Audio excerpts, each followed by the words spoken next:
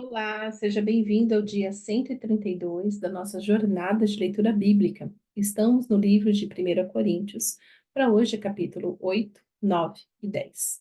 E o que eu quero conversar com vocês está no capítulo 8, a partir do verso 1, que diz: Com respeito aos alimentos sacrificados aos ídolos, sabemos que todos temos conhecimento.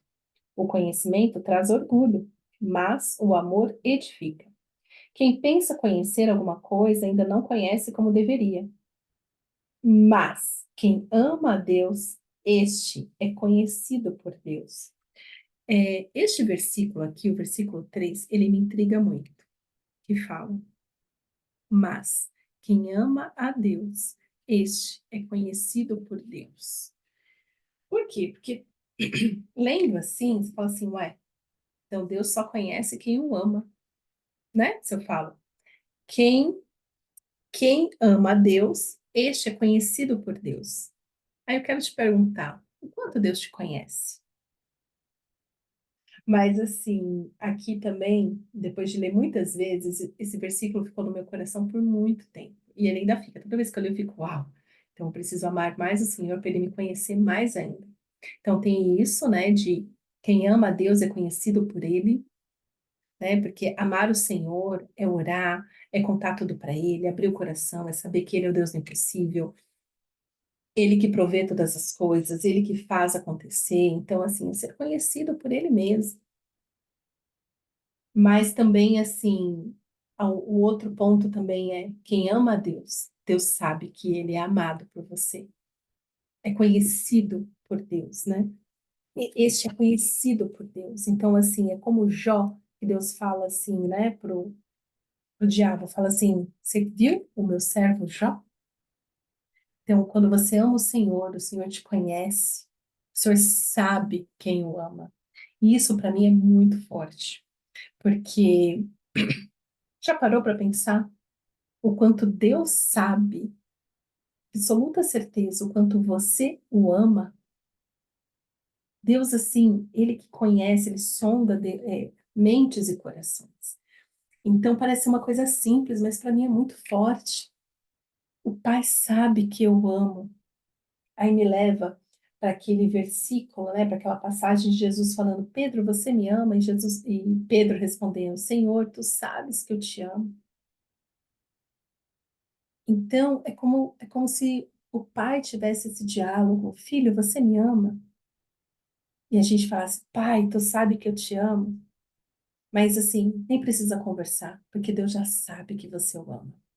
Então hoje eu quero te encorajar a amar o Senhor, sabe? Amar mesmo. Saiba que Deus, ele que é digno de toda a honra, de toda a glória, de todo louvor, de toda adoração. Todo ser que tem fôlego, louve ao Senhor. Mas será que Deus, ele pode olhar para você e falar: Uau, a Fátima me ama. Ai, eu vivo para isso, paizinho. Eu realmente quero amar o Senhor para falar: Não, o Pai sabe que eu amo. O Pai sabe que eu estou fazendo essa renúncia porque eu amo. Eu estou obedecendo os mandamentos porque eu amo. O amar o Senhor é muito prático. É muito prático. E nós temos uma fé muito filosófica. Se alguém ama a Deus, este é conhecido por Deus. Ou seja, tem muitas pessoas que amam da boca para fora. Deus nem sabe quem são. Deus nem coloca lá de, deixa quieto esse daí. Esse daí não me ama, não. Esse daí só faz de conta. Deus conhece a sinceridade, o nível da nossa entrega. Então, será que Deus te conhece pelo amor que você tem a Ele? Nós somos tão viciados de, ai, Deus amou o mundo, ai, Deus te ama, né? Até para evangelizar, ai, Jesus te ama. Gente, o evangelismo mesmo é assim, arrependa-se dos seus pecados, porque o fim está próximo. Deixa eu te dar uma boa nova. O reino de Deus está aqui. Ou você se arrepende e vai ter vida eterna com Jesus, ou você vai para o inferno. Eu não sei que evangelismo é esse de, ai, Jesus te ama. Não, gente, sempre foi palavra de juízo. Sempre foi assim, ó, deixa eu te contar. Se você não se arrepender, você vai morrer, vai, ó. arder no mármore. Mas está na hora de amar o Senhor de verdade e ser conhecido por Ele. Está na hora de deixar de ser tão egoísta e achar que Deus te deve alguma coisa. Nós é que devemos tudo para Ele, absolutamente tudo para Ele. Continuando, né? Mas quem ama Deus, este é conhecido por Deus.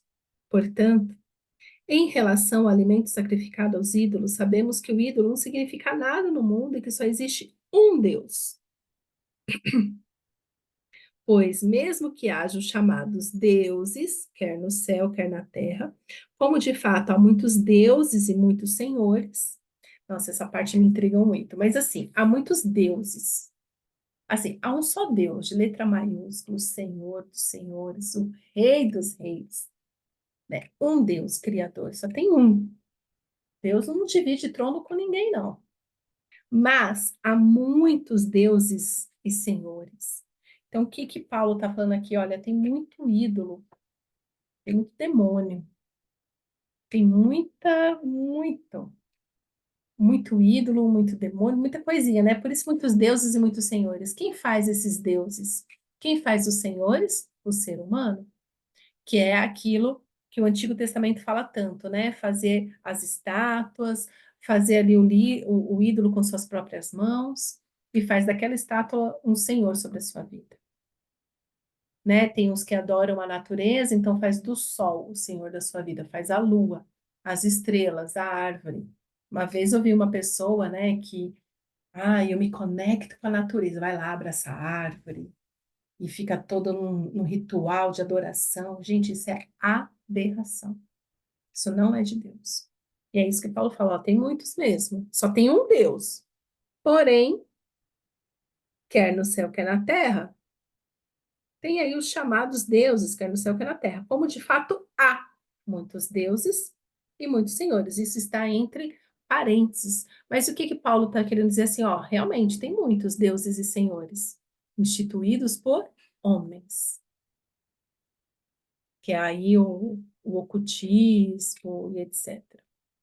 Cuidado, cuidado. Verso 100. Para nós, porém, há um só Deus, o Pai, de quem vêm todas as coisas e para quem vivemos, e um só Senhor, Jesus Cristo, por meio de quem vieram todas as coisas e por meio de quem vivemos. Então, assim, o outro lá que está querendo se conectar com a árvore, dormir com a árvore, que faz dos bichos também um objeto de adoração, né? Vai lá, ai que nojo.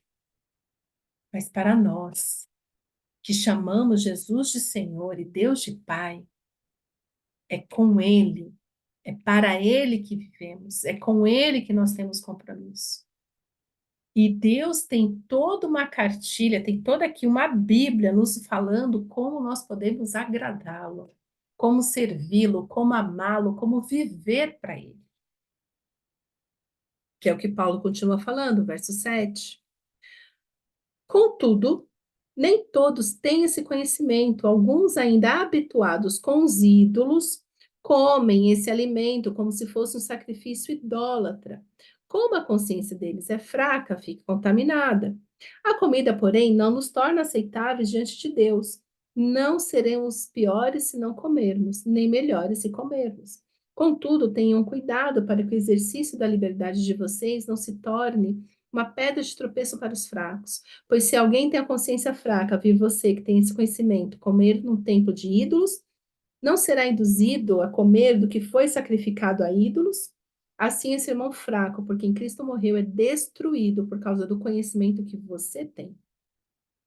Quando você peca contra seus irmãos dessa maneira, ferindo a consciência fraca deles, peca contra Cristo. Portanto, se aquilo que eu como leva o meu irmão a pecar, nunca mais comerei carne, para não fazer o meu irmão tropeçar. Quer agradar a Deus?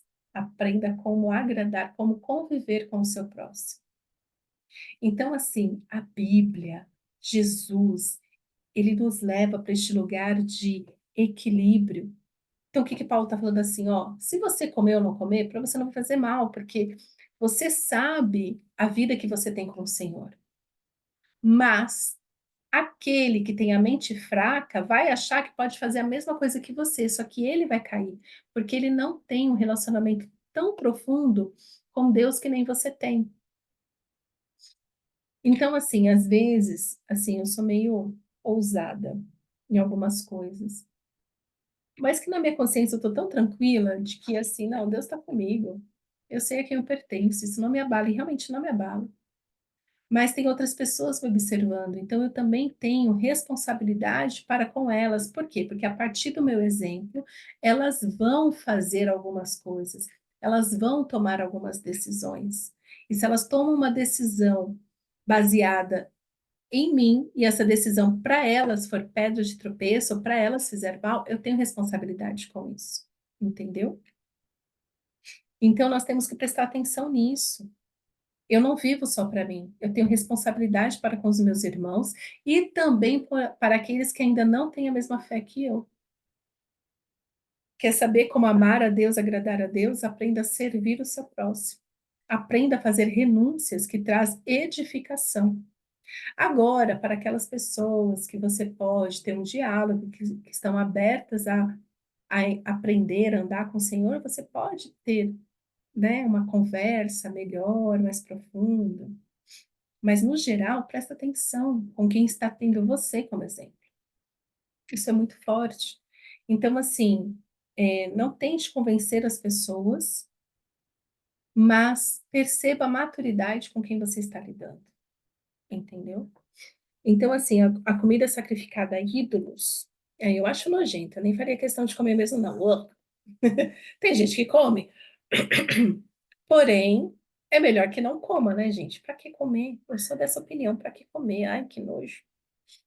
Mas o que Paulo está dizendo assim, a sua consciência não vai te condenar, mas aquele que vê você comendo, participando, vai falar, posso comer também. Só que ele não tem a maturidade, a profundidade que você tem no Senhor. Aí ele é raso, aí ele vai cair, aí ele vai ser destruído. Por quê? Porque os demônios vão fazer a festa na vida dele. Porque ele deu legalidade. Compliquei agora? Então, assim, por que que uns podem e outros não podem? Tudo é medida de santidade, devoção, consciência com o Senhor. Tem algumas pessoas que estão tão assim, profundamente ligadas com Deus, que para elas, primeiro que elas não vão nem querer comer, já começa por aí. Mas que se elas comerem, não faz a menor diferença. Mas já tem outras que não têm este nível de santidade, de consagração, de relacionamento com Deus. Pelo contrário, tem uma mente fraca, então ela é muito rasa na fé, então ela nem tem muita consciência de pecado, do que é pecado, do que não é pecado. Então, provavelmente ela deve ter um monte de pecado que ela não se arrependeu. Ela vai e se mete a comer aqui a comida dos ídolos, e aí o inimigo faz a festa na vida dela. Porque ela deu legalidade, ela comeu o que era dele. Aí ele fala: bom, tá comendo, tá aqui no culto, tá participando, é minha. Entendeu? Se não entendeu, você deixa recado que a gente conversa. Mas, assim, depois de muito estudar, eu busco muito, assim, eu estudo muito a Bíblia para entender justamente essa diferença, né? Então, só para você entender, é muito. é, eu comecei a meditar no versículo que fala que não existe maldição sem causa. Não existe maldição sem causa. Aí eu fui diante do Senhor e falei assim: Senhor, não existe maldição sem causa.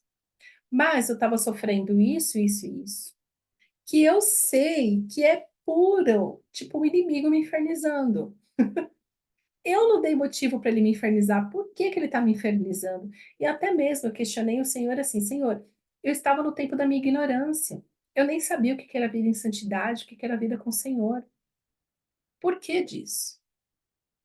E aí, lendo esse versículo, lendo Bíblia e conversando com o Senhor, nananã, até que o Senhor falou assim: olha, a partir do momento que você sabe que o que você fez, mesmo no período de ignorância, era pecado, você tem que se arrepender dele também.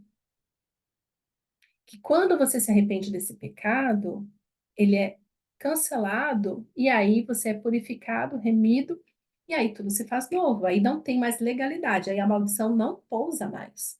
Mas enquanto você não consagra toda a sua vida, seu passado, se arrepende do seu passado e consagra a sua vida hoje para o Senhor, a maldição continua encontrando o quê? Causa. Então ela continua pousando. Aí eu falei, entendi. Então deixa eu me arrepender mais. Espírito Santo, traz a minha memória que eu preciso me arrepender. O que que eu preciso me arrepender? Então, a maldição sem causa, ela não se cumpre. Ela não tem aonde pegar. Agora, se você tem uma vida de pecado, que nem esse, o fraco na fé, uma pessoa rasa, não sei o quê, ainda está negociando com o pecado, ainda está achando que tá, ai, tudo bem, seu pecado, Deus perdoa, e não se arrepende, a maldição vai encontrando o quê? Causa, vai encontrando onde ela pousar.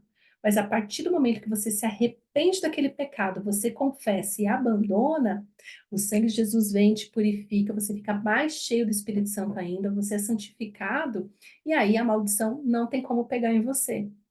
Essa é a diferença de um crente maduro, íntimo do Senhor, que tem uma vida em santidade, tem robustez, porque por mais que ele coma, não tem aonde a maldição se apegar nele, entendeu? Mas eu recomendo que não coma, nunca coma, né? Para não dar brecha também, essas coisas e tal. Essa é a minha consciência que está te falando, tá? Mas, se a pessoa é fraca na fé, não coma mesmo, porque aí dá legalidade. Você já está numa vida de pecado, não foi purificado, não está em santidade 100%. E aí vai como uma comida consagrada a ídolos, aí acabou para você, meu querido. Aí não tem como ser feliz, não. Entendeu? Entendeu? Se não entendeu, deixa recado que eu te explico, né? Mas é muito simples, na verdade. Tem a vida com o Senhor, né? Então, assim, nessa minha busca de entender inteligência emocional, nananã, o que é muito claro para mim é: tenha uma vida em santidade e adoração ao Senhor. É é isso que faz toda a diferença. E aí, depois disso, você vai começar a ter muito mais lucidez, como viver, como se comportar. O que nos mantém cheio de bênçãos e o inimigo longe da nossa vida é uma vida de adoração ao Pai. Amém? Pai, te agradeço, Senhor. Abençoa, Senhor, a nossa mente com clareza. Nos leva, Senhor, realmente a nos arrepender dos nossos pecados. E que possamos, Senhor, ter uma vida consagrada no teu altar, que possamos ser maduros na fé, que possamos ir mais fundo no relacionamento com o Senhor e que possamos te amar, Paizinho, cada vez mais. É isso que eu te peço, Pai. Em nome de Jesus. Amém.